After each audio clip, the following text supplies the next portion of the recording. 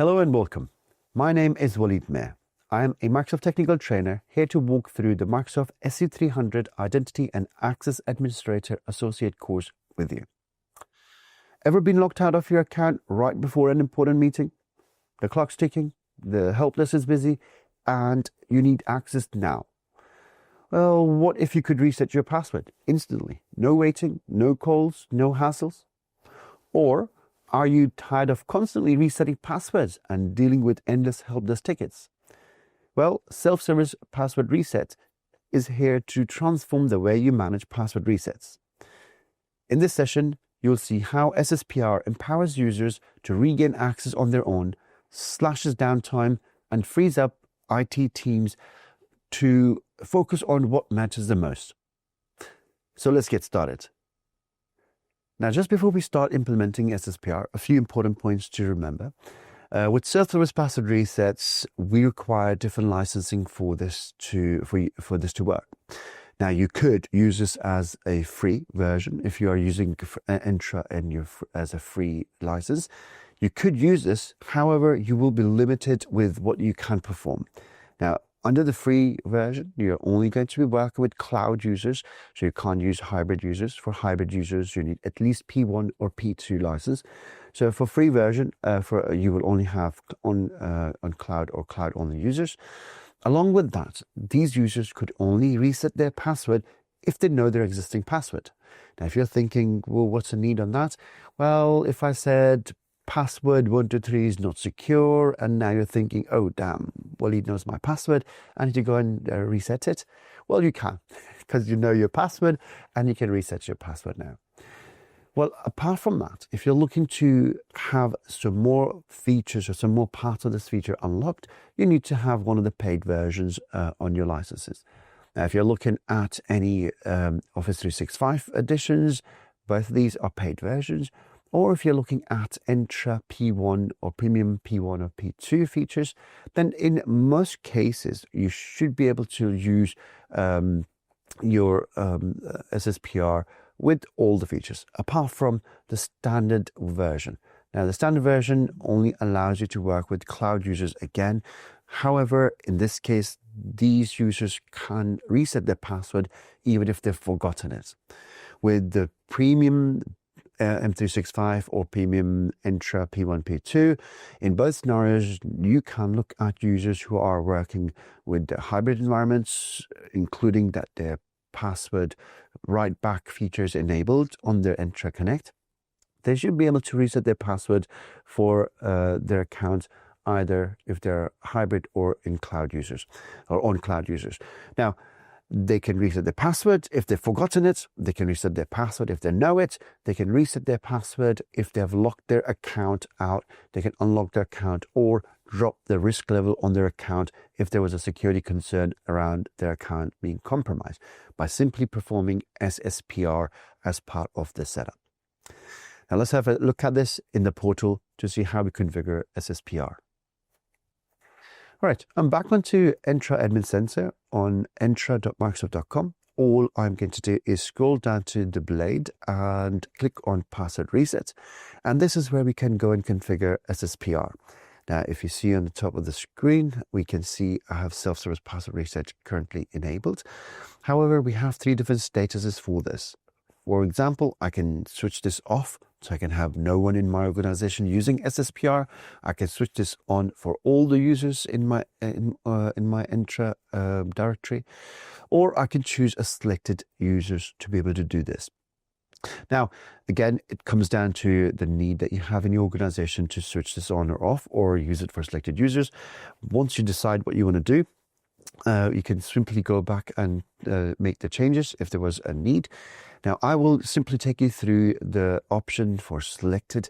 Now, within the selected options, we have one group that I can select rather than selecting multiple groups. That's something very important to understand. Now, if you have gone through one of my previous videos talking about groups and talking about group nesting, in this scenario, this would allow group nesting. So if I added a group in here and that group had other groups nested into this, then they should all be part of this setup. So group nesting is allowed.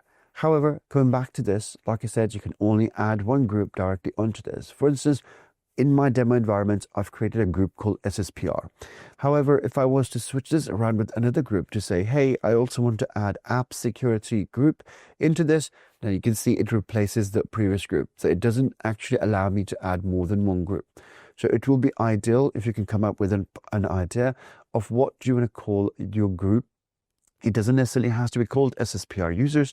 It can be anything, as long as you understand that that's a group you created to add users that can reset their own password. And so you can simply add them in here. Now, once you're done with that, this is all you need to do to allow users to start using this feature. Along with that, these users would need to have multiple authentication methods that are configured for them to be able to utilize this feature.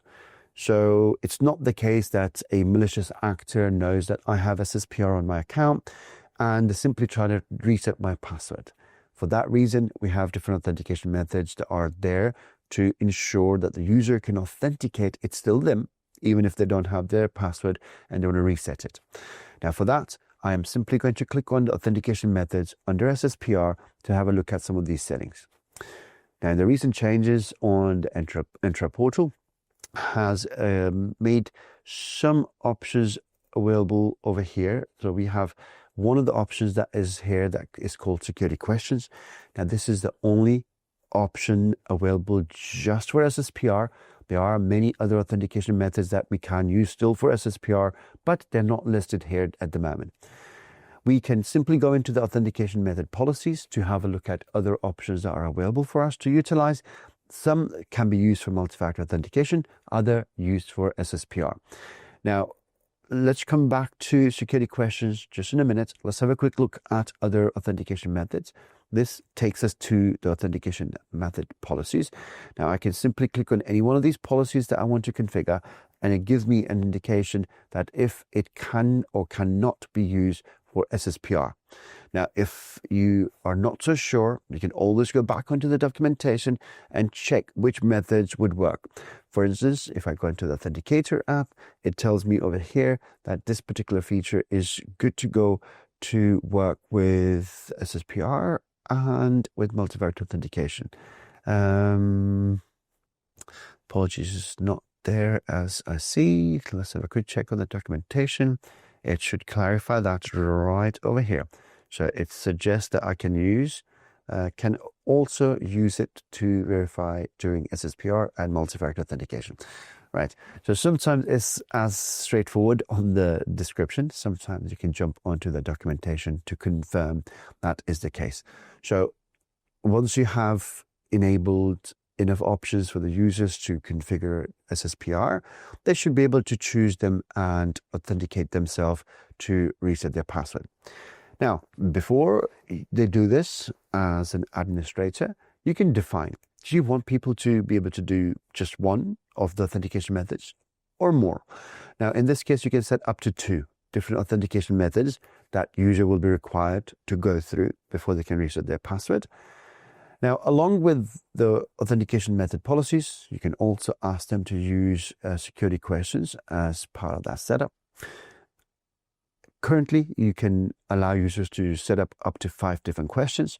And out of these 5 questions, you can ask them to be challenged for 3, 4, or all 5 questions that they have.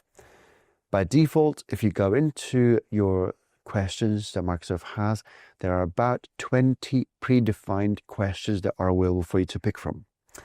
Now, this might not be the best method to use in terms of resetting users' password or the only method, and particularly picking the predefined questions that are in here. Simply because in this day and age, if you were a malicious actor and you wanted to find answers to some of these questions, I bet if I pick some of these from here, it would be very easy for me to find out some of this information on a social media site. For instance, what city was your first job? Now, if I can find you on LinkedIn, I might be able to find out your first job and see where you were working. So that could be easy for me to guess. Or if I want to know about your favorite food, all I need to do is follow you in one of your social media sites and see what kind of food you're posting all about. and maybe I can find some of that information too.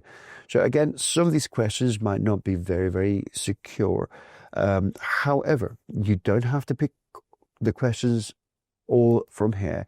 You could simply come back and design your own custom build questions, which will make it easier for you to come up with a question that people normally don't talk about, or create an internal policy to suggest your users not posting or talking about that on social media sites. So again, a better recommendation in terms of utilizing security questions, if you are going to use that as one of the methods for people to authenticate, to reset their password. However, for the other authentication methods, you can simply go back into the authentication policies and implement them from there. One last note to point out, which is very, very important, right at the bottom of the screen. Now, if I zoom into this very quickly, just to have a quick look. Now, this suggests that if you are looking to work with SSPR, then you need to understand that the admins are always enabled for SSPR. So you don't need to add admins to SSPR. They're always going to be there. So even if you've switched it off, it will always be enabled for them. However, they will always be required to do 2 authentication methods to reset their password. Even if in your settings here you've chosen one, that's for your other users. Admins are always going to be asked to do 2 different authentication methods.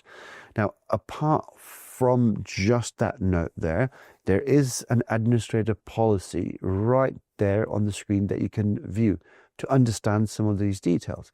So if I go into that and understand what that looks like, it will show me the details of the admin policies that I've just mentioned. Now, one thing that's important to understand, that this is something that I cannot change.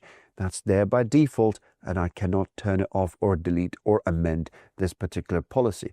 So the self-service password reset is always enabled.